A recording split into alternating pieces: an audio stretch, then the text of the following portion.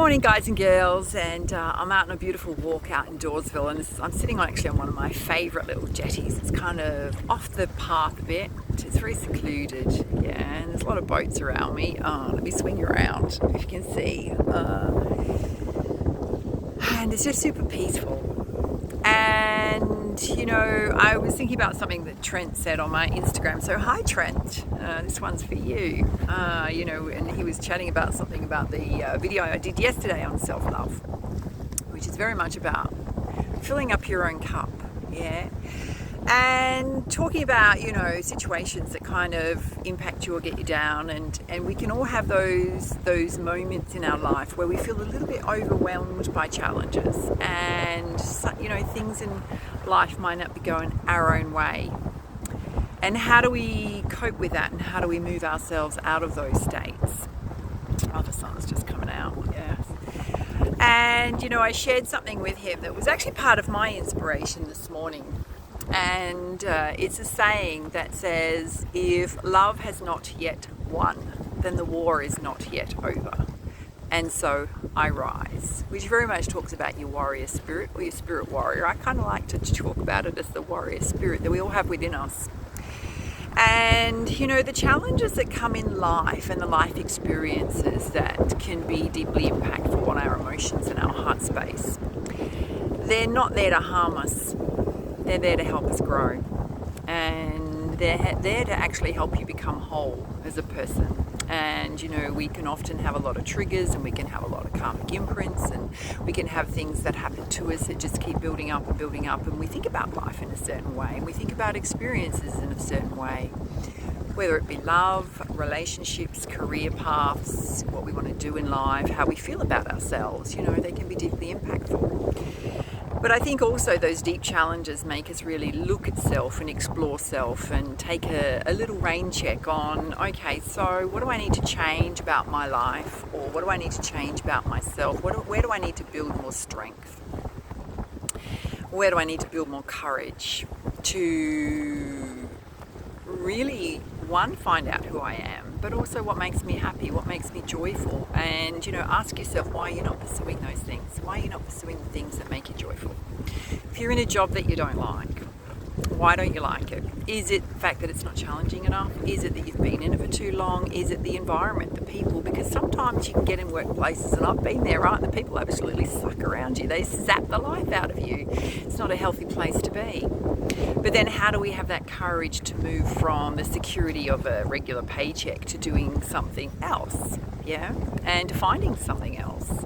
And you know, we can, you know, I know that we've been through COVID and those situations, which is kind of easing now, where, you know, employment was difficult and money was difficult and all that kind of stuff, but we are coming out on the other side of that. So we also have to have a practical side to ourselves, and to look after ourselves financially as well, and to be practical about things. But then how do we really pursue our passions? And I think one of the things I've learned is that you still need something to come in to help you whilst you're in those early stages. So whether it's a part-time job, just something that's solid, yeah. So you can always explore those kind of possibilities, whatever covers your bills, yeah. And then allow yourself to have that creativity and that freedom to do what you truly want to do.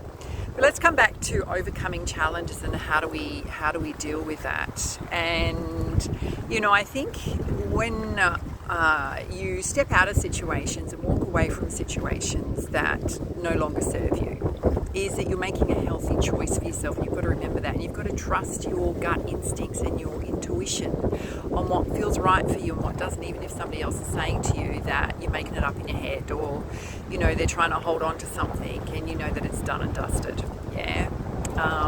Whether that be a career or life path, working with somebody, whether it's a relationship, whether you're just tired of doing something you don't want to do anymore.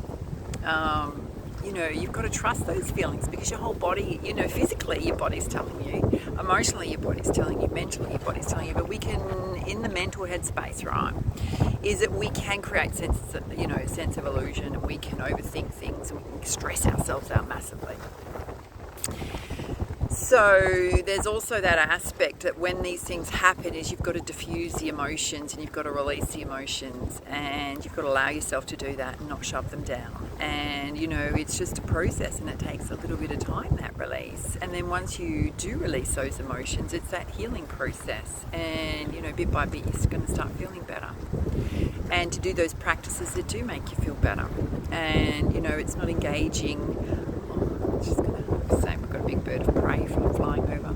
It's not engaging in things that are going to make you feel worse, like, you know, addictions and habits and unhealthy eating and drinking and all that kind of stuff. I mean, we can all indulge a little, yeah.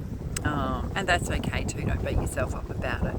But it's really having a good stock of self and going, right in this moment is going to make me joyful. You know, you might have a lot of things on your plate that you feel like you need to do, but the most important thing for you to do in those times when you are going through something that feels a bit overwhelming or hopeless is that you've got to actually make yourself feel better in a very healthy way. And your self-care is super, super important, and it needs to be a priority on your list, at the top of your list, because you can't give to others and you can't give to jobs, you can't give to whatever it is that's the most challenging thing in your life if you're not feeling great and you're not feeling balanced and grounded and, you know, strong. And you've got to get that strength back. Yeah. So I hope this helps, my loves. You know, and I suppose, you know, to remember that there's so many things that you can do, you're never alone. And I think what really helps often for me in those situations is that I, you know, watch inspirational videos, or I do my tarot readings, or I get out in nature and I reflect, or I have a good cry. Yeah, I always let myself have a good cry. And it's just that emotional release, yeah. And it's so beautiful because it's so cathartic, and you just feel this heavy weight getting lifted off your shoulders. It literally just disappears, my love. So embrace those emotions. They're telling you things about self that's not right in your life. Yeah, it's also can be a release of grief and sadness and things that didn't work out. Your hopes, your dreams didn't work out. A relationship didn't work out. You know, it's an indicator that there's an aspect of your life that needs some work and to make positive change in. All right, my beautiful, beautiful peeps. There's breeze here. I have to say, the last couple of days we're in March here in Perth, Western Australia, and March is absolutely the most blissful time of the year. The breeze is so soft and gentle. The energy is so gorgeous. Find a beautiful place in nature. I encourage you to explore nature away from the busyness of life and just reconnect with yourself. Yeah, reconnect with that warrior spirit within. And every step you take is just going to build more and more strength within you. All right, my loves.